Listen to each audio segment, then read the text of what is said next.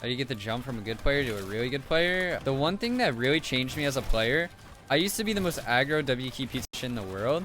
I started taking my pace in solos a little bit slower, and I do it with Kuros. Kuros was the IGL. I was probably the dumbest player ever. Like, I was really dumb. I was just a straight fragger. That's all I was. I had no clue how zones work. Like, I thought we go center zone on half-half. Like, I was so dumb, bro. Like, after duos, I had, like, the strongest determination to understand the game more and try to get better. Like, because I didn't qual for World Cup duos, and I was like, wow. Like, I was like, damn, this shit hurts, you know? Like, wow. So I started VOD reviewing. Like, all the way before World Cup, I VOD reviewed, like, every day. I watched so many other players in solos, watched so many things about people, understood the game so much more, went creative, went pubs and shit, like, figured out how zones play, like, analyzed my rotates, look at, like, every situation I put myself in, and I just tried to learn from it. Like, before that, I was kind of just playing the game half-ass and just, like, playing and just something stupid happens, I'm just like, alright, whatever. But, like, I started analyzing every single mistake that happened, started fixing every one of them, and then I did insane in World Cup. Like, yeah, I got a few zones, but the same person got a few zones like I did, I don't think they would have performed. Was your biggest flaw that you need fixed? Understanding rotations, how the entire thing worked? Like, I didn't understand a single thing. I started understanding the meta more because I started playing with Zypha, went to IGO a little bit, and then wrote down so much information, like all that. Nearly doubled second place. I mean, like, yeah, like I can even admit it. I got hella zones at World Cup. Like, you had hella zones. It helps you so much, but I still think I would have placed insanely well either way. Game 1, I don't think I had a single zone. Game 1, I didn't get a single zone. I got maybe one of the moving zones. If you just put time into this game, you will get better. It's like, you just really need to be determined. You can't have a negative outlook on everything, and like, you really need to look at everything in a positive way. Like, you need to figure out what you're doing wrong and fix it. Like, you can't have a stubborn mindset where everything's RNG.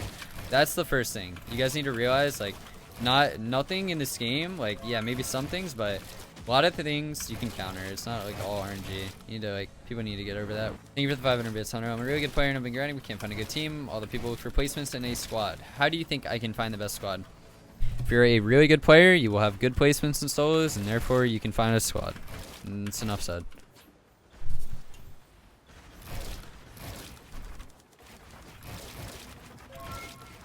If you guys aren't able to find a team, focus on yourself first. Focus on being a good solo player.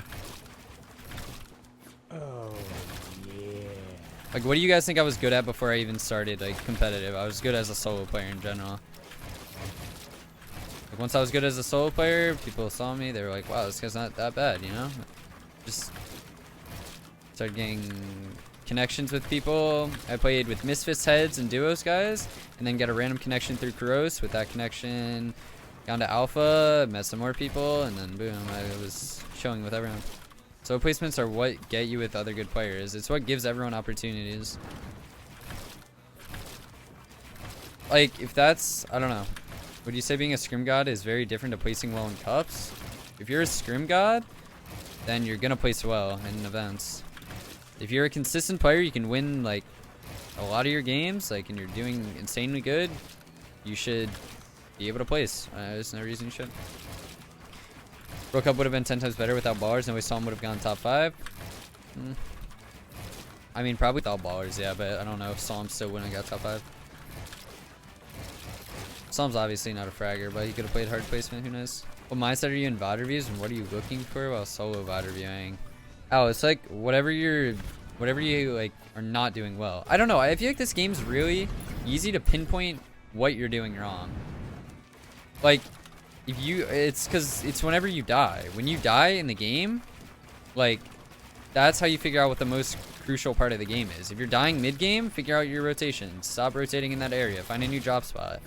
If you're dying early game, figure out how to play early game. Maybe play it, like, I don't know. I think if you're dying, like, mid-late game, like, first moving, if you're dying, you're doing something wrong on that rotation. And, like, you're not playing the layers right. You need, like, it's all about just figuring out the second you die what the reason was. Like every time you guys die in a game, you should think, why did I just die there? What went wrong? If you think, wow, I did everything I can and you got 26th place, I don't know. Like if you're really scuffed on mats, you were in the worst situation ever, like sometimes it happens, but a lot of the time it shouldn't be that way. Like Al, every time you die, bro, you should just be thinking like, what am I doing wrong here? Why did I just die? Like, you shouldn't just be like, dude, that shit is so RNG, you know? Like, do you think a big reason why you won World Cup is probably because you qualified first week so you didn't have a chip on your shoulder for the other 9 and were able to focus more? I think that, and I think I just had, like, World Cup for me, like, my determination to get better at the game was crazy. Like, it was crazy.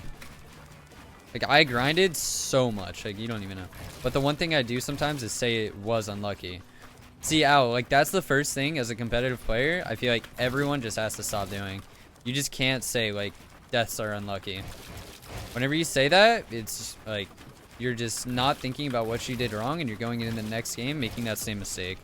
So you need to figure out what you do wrong, like, every time. Like, this game is really easy, I feel like, to get better at. You prefer duos, trios, or squads for comp? Duo. What do you focus on most for World Cup that really put you over the edge? Put you as a good box fighter? Well, obviously I had 0 ping. And then before that, I was just an aggro player, so I got into everyone's box, figured out different ways. Like, guys, if you want to get, like, look, if you want to get better at mechanics and, like, fighting people, box fighting, just box fight all the time. Like, after the cup, I was analyzing, and it was my fault. I decided to think way before the situation even happened. Yeah, like, it's all about just figuring out what you're doing wrong. Like, people can improve as time goes. Like, if you're just not making the same mistakes, you're improving, you know? Every time Tifu dies, he just says unlucky. Yeah, he's probably gonna have the right mindset then. You think arena is a good way to practice all the absurdness? Arena is the same thing as solo pubs, bro. You just get into people's boxes, take fights, hit your shots. That's the way you practice aggroness and winning box fights, you know? Is height worth taking in solos for endgame, or depends on the situation? Depends how late in the game it is. If it's first, probably not. You probably just try to hold it for as long as you can until it's not free anymore, and then you just give it up. You guys also got to realize this entire meta is based on materials. So whatever your positioning is, whatever your mats are, you need to focus on that. Mental state and improvement process are the best things to work on. Exactly. Have you ever had like slight doubts in your playing solos? I'm a little anxiety about fighting, or you're not gonna win, because sometimes I get a little anxious in solos. I don't know. I feel like Al, if you're really confident as a solo player, like I have a lot of confidence in myself. I think like you shouldn't have those things, you know? Like if you're hella shambles, Al, you just realize I gotta take this fight. So you just take the fight. You try to win it. Do the best you can, and then you figure out why you were shambles after that. How to improve confidence when fighting? Take the same fights over and over until you're 100% confident that you're gonna win them a lot of the time. I can encounter a person pushing you in storm. Try your best to win the fight, bro. Maybe not take a rotate unless like it's a full grief, like, 'cause that obviously will happen. Like, try to focus on your rotate. What do you recommend for someone who's never been a solo player? I get used to pubs or just grind solo scrims arena? Well, obviously you want to do the most competitive game mode, so solo scrims and arena. What is the main reason you think Zane's have a good placement in every tourney? Zane's really smart at the game. He's really good at understanding metas. He plays with someone that's very confident in his calls, understands him the same way he does, and just do well. Anything season more RNG based instead of mobility to rotate late game? No. You're 5-5-5 mats on half-half because of your positioning, and you just need to rotate to half-half, like, be fine. You okay your aim mechanics of CSGO, or you take auto Kovacs? So I don't do Kovacs. Do you respect controller streamers? Judy, I played on controller till season 3 and then switched over. Like, it's nothing about respect that I don't have for them. The main thing your squad is working on to place better: rotation, saving mats, not getting naded. Nothing common.